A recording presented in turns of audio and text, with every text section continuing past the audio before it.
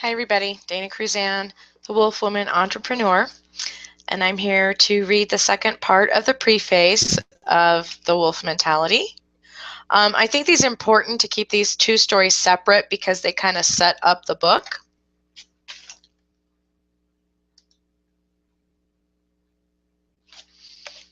So we're going to go ahead to the second part of the preface. A Deadly Predator, as related by Kirby Cochran. Now this is going to be hard for me to read. If any of you know me, you know that I don't like hunters. I don't like people that hunt animals or kill animals. I'm very soft natured when it comes to animals, so this is kind of hard for me to read, but it is a life or death thing, and it was necessary, so I'm going to go ahead and get started. A Deadly Predator, as related by Kirby Cochran. I've always been captivated by the constant battle between two of nature's most prolific and deadly predators, the wolves and the bears. And this is Kirby Cochran speaking. One species is by nature a solo hunter, while the other is cunning and extremely resourceful in winning the battle of survival. Why will a pack of 200-pound wolves almost always come out ahead when they attack a 1,000-pound grizzly bear in a battle over a freshly killed elk? And more importantly, what can you learn from such an encounter that will have a profound effect on your skills as a truly successful entrepreneur? My fascination with bears really surfaced several years ago. There was still snow on the ground as we set up camp one late afternoon in 2005 at the base of the rugged mountains on Kodiak Island, Alaska. This was to be my third fishing trip in the Karluk River Basin, which is home to the highest concentration of brown bears on the earth. My guide informed me that the bears on Kodiak Island grow to massive sizes because of the plentiful salmon runs.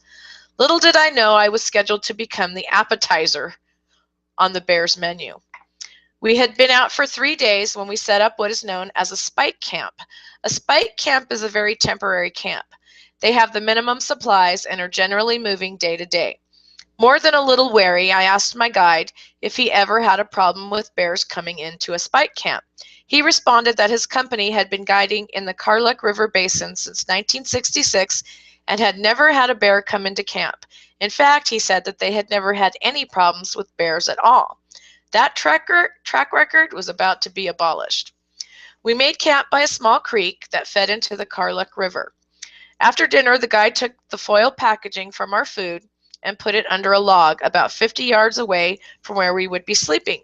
This was done so we would have a minimal leftover food smell in the camp. The remainders of our food and supplies were placed in 5-gallon plastic buckets that were supposedly bear-proof. The guide then took the rope and threaded it through the handles of the 2 buckets and tied it to the rope, which he then threw over a branch in a nearby tree to prevent it from being taken by animals.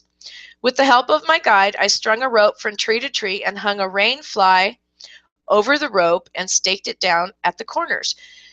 There was about a foot of walking space between the rain fly and the slope of the mountain. Sorry about that. Lighting's not that great in here. Even though it was springtime, the nighttime temperatures were dropping below freezing. Being extremely tired after hiking several hard miles and anxious to get into our sleeping bags and warm up as the sun had already gone down, I slept closest to the slope of the mountain, and the guide was closest to the door. In a matter of moments, the guide went to sleep and was soon snoring. I had brought a small headlamp and a book and began to read. After my batteries wore out, I closed the book and quickly fell asleep. About 45 minutes later, I awoke from a very deep sleep to some rustling noises outside the tent. Turn on the light.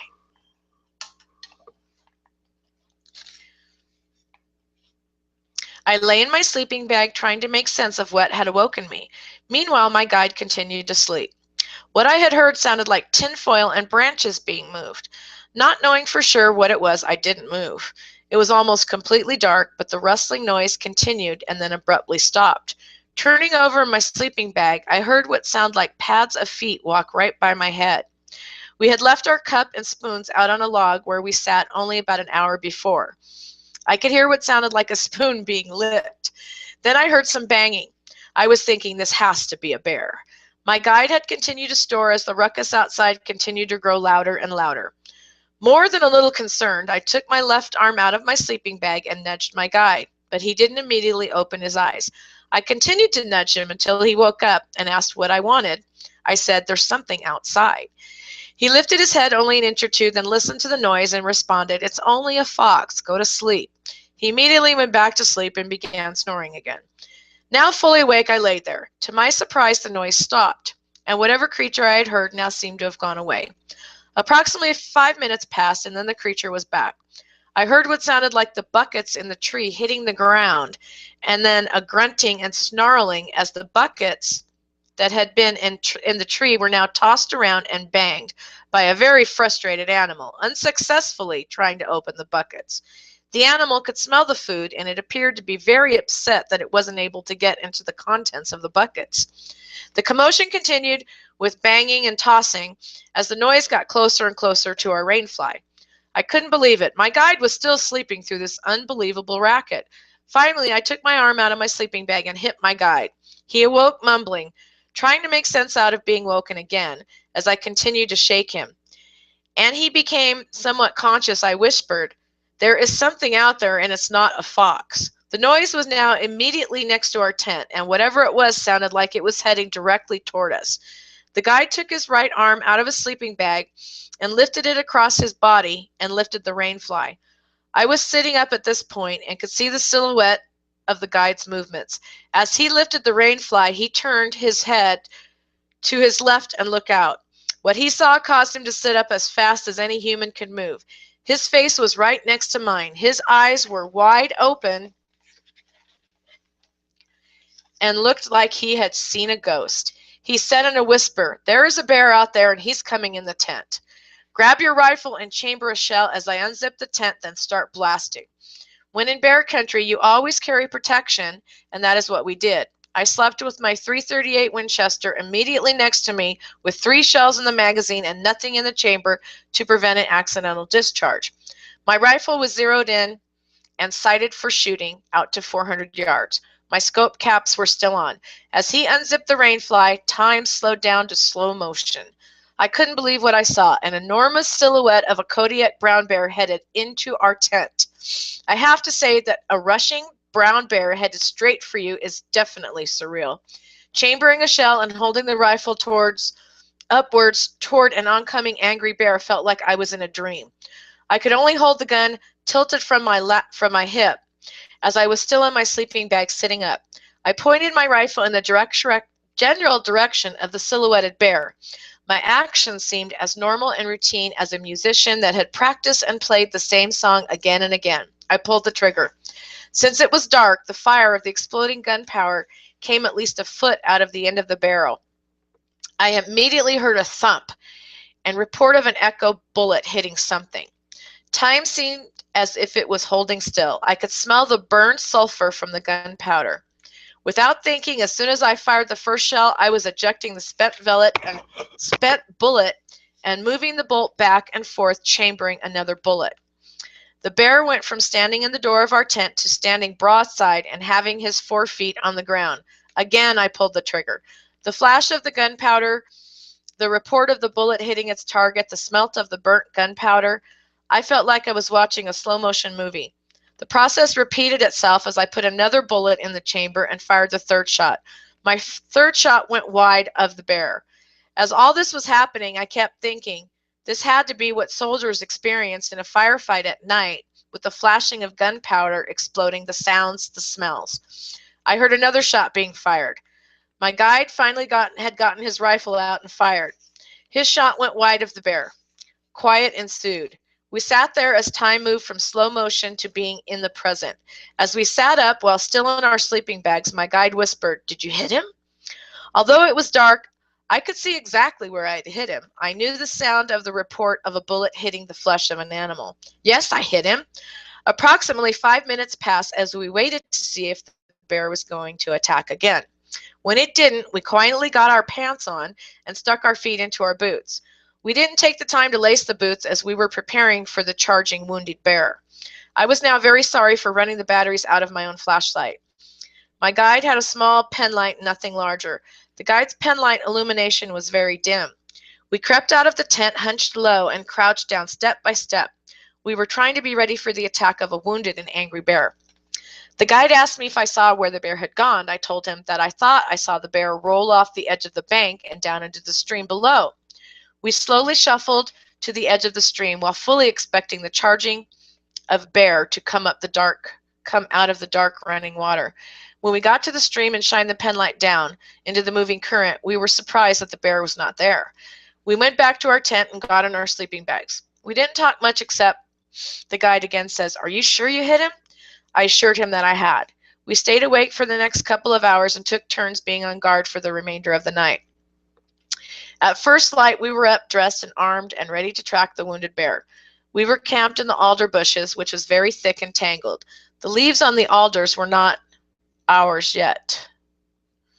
As we surveyed the ground for a blood trail, we couldn't see any blood on the ground. Again, the guide said, "Are you sure you hit him?" Once again, I said, "Yeah, I had." We decided we would split up. The guide wanted me to go part way up the mountain while he did a circular walk around from the camp looking for any sign of which way the bear had gone. I took my binoculars and sat on the slope of the mountain looking for anything that might resemble a bear. About 15 minutes later, the guide found me on the side of the mountain and said, "I found the blood trail and followed it. The bear is about 50 yards from our tent, lying down in the thick alders. It's alive and it's pissed." We went back to the camp and picked up the blood trail that the guide had found. We were trying to be quiet, but the tangled thick alders broke and cracked as we got closer to the bear. The bear was on a downward slope from where we were. I was in front with my rifle ready for the bear to rush us. When I saw the bear, it turned its head. I couldn't believe how big his head was. The skull was massive. Again, time began to slow. The bear began to get up on the only one of its front legs to charge us. I had hit the bear in the left shoulder with my second shot, so the bear could only use one of his front legs. I could hear the sound of a loud growl. The bear's eyes peered and locked into mine. He was coming directly at me. Chambering another bullet, now aiming as I had my scope caps off, I fired downward and towards space between the bear's shoulder blades. The sound of the report of bullet discharging hung in the air as I heard my guide firing his .375 H&H and hitting the bear. We were no more than 30 feet away. We waited from where we shot. A couple of minutes passed, and we cautiously approached the bear. I touched one of the bear's eyes with the tip of my rifle to see if the animal would flinch. If it had, it would have been clear indication that he was still alive. It did not twitch. The bear was dead. There are many accounts where wounded bears have come back to attack after they have been wounded and kill those that they had fought with. The ordeal was over, but that was not the end of the story. We decided to take the hide and head and bring it back to the game warden in the town of Kodiak. As we were skinning the bear, we removed its hide from its body and found 6 pea-sized lead-shot pellets between its hide and muscle tissues on its belly. After we skinned the bear, we were also surprised to find out that not one of the 4 shots fired from point-blank range to 30 feet away with the 2 most powerful rifles made. In fact, both .338 Winchester and the .375 H&H have been used to take down Cape buffalo and elephants, but not one of our bullets had passed through the bear. The brown bear has to be one of the most dense, muscled creatures on Earth. When I went into the game warden in the town of Kodiak and showed him the hide and the 6 pea-sized buckshot taken from the underside or stomach region of the bear, he told me that the only way a bear gets shot in that part of its body is from coming up on fishermen, while the bear is standing up and attacking fishermen. He said that the bear had no fear of man and that we were extremely lucky to have survived and have not been mauled or killed by the bear. Kirby had the bear mounted and placed on the landing going into his cabin office in the mountains above Sundance Ski Resort. Every time he walks into his office, he vividly remembers the dedication of that massive bear. You might think that this brown bear illustrates commitment, and you wouldn't be too far off. There were 2 terms that will lead you to entrepreneurial success. The first word is solopreneur, and the bear is a perfect specimen. Bears are naturally loners, but are still effective in their fight for survival. It takes something as strong as an elephant gun or as smart as a wolf to defeat them. A solopreneur is an entrepreneur who believes that he or she can succeed by their will alone. This may appear to be true, but it is rarely the cause. Entrepreneurial success is the economic climate of today takes a great deal more. It takes a teampreneur. In a recent edition of the acclaimed television outlet Animal Planet, there was a special showing of Viking wilderness, wolves and bears clash. First one bear and then another bear was fighting to protect the carcass of a recently killed elk.